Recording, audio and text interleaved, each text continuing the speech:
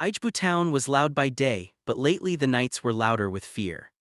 People whispered about strange sicknesses, failed businesses, and shadows moving in compounds, and every story pointed to one man. Baba Koro the herbalist. Some called him healer, others called him dangerous.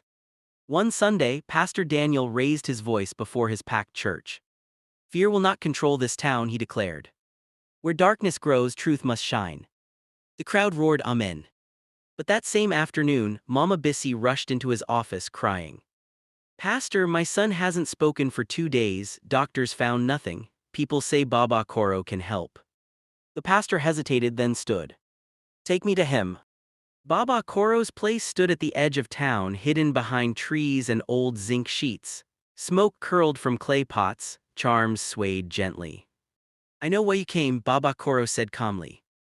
You think I bring fear to this town? I think people trust you more than truth, Pastor Daniel replied. Before the herbalist could answer, the boy suddenly collapsed, shaking violently. The pastor placed his hand on the child. In the name of God, be free. At the same time, Baba Koro mixed crushed leaves into water and gave it to the boy. Seconds felt like hours. Then the child gasped. Mama! Mama Bissy screamed in relief. Outside, the crowd exploded with arguments. The pastor saved him. No, the herbalist did. By evening, the whole town was divided. So the council called both men to speak at the town hall. Pastor Daniel stood first. I want people to live without fear, he said.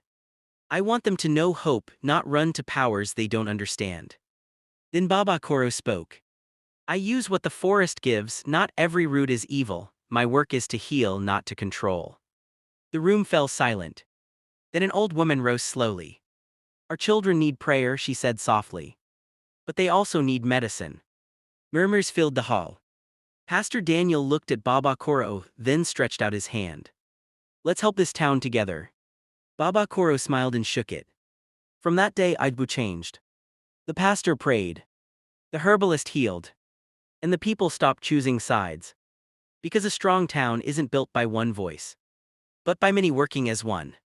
Please like my story, subscribe, comment, and share for more African folktale story. Thanks.